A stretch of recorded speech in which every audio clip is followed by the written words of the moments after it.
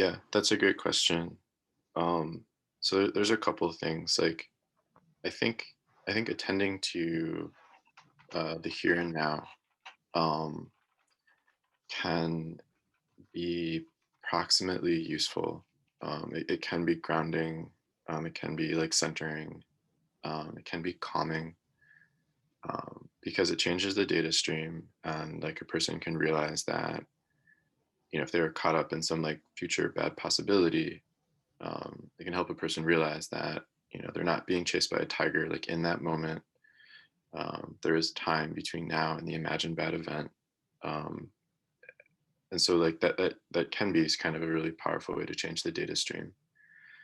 um, as a so I tend to think like it can be like a nice intervention, but I typically don't think that like mindfulness as such, or like kind of being in the here and now as such, is a good kind of practice over like a long period of time. I mean, again, like intermittently, like it's very useful to interleave with other things, but I don't think it's good as a central practice because I tend to think of kind of being in the here and now, as it were, to be more of an effect than a cause.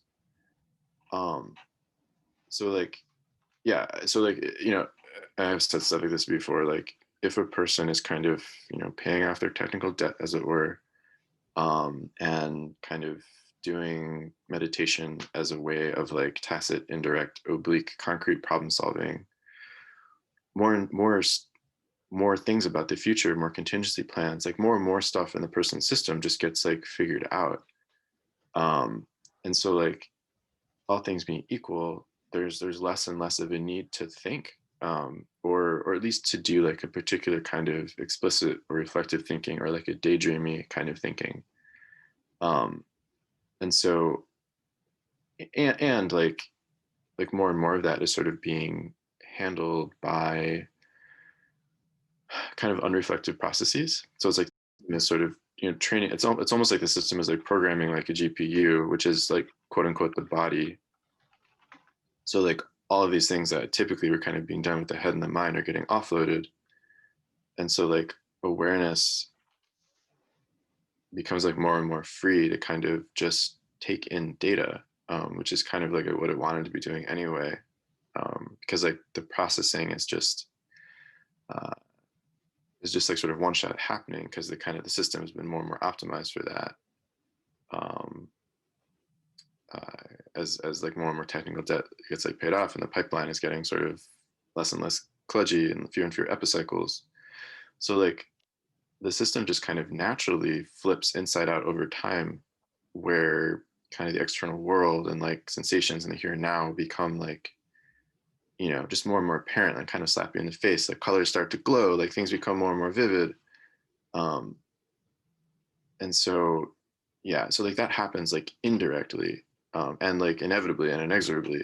But if someone is like sort of trying to make that happen, is trying to like kind of do that up front, that's like more likely to kind of like tie the system in a knot. It's like sort of out of order. If the person is in a reflective state, I'm like, yeah, like go ahead and like try to do good things and not do bad things. So like operate on the system, do whatever. But then I think it's really important to like allow the system to like slip into like reverie and daydreaming and everything, because that's sort of where a lot of burn off is happening. That's where a lot of work is being done. um, and so like if the right things are done reflectively, then like really good things happen when the system slips into unreflective daydreamy reverie states. um, and then and so like allowing daydreaming and reverie will eventually pop the system back out into the here and now naturally. And that can take like you know over like thousands of hours, but like tons of good stuff is happening in the meantime, and then things eventually do flip inside out, and then you know it's like pretty cool. Oh, it's like I'm in the here and now, like this is really nice. All things being equal, like bad stuff still happens. Uh, and if one gets like surprised or whatever, then one might need to like do some thinking or non-thinking again. But like more and more, like the system's kind of ready for anything, ready to respond to like the here and now.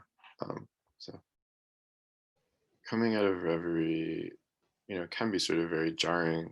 Um, because it's like, well, shit, like I'm in the here and now, and I have like all these problems or whatever. Whereas like it's much more pleasant to be like daydreaming or something. Um, yeah, but like over time, like the handoff gets like smoother and smoother. So like the system moves back and forth between like reflectivity and like reverie. It's like just like very light.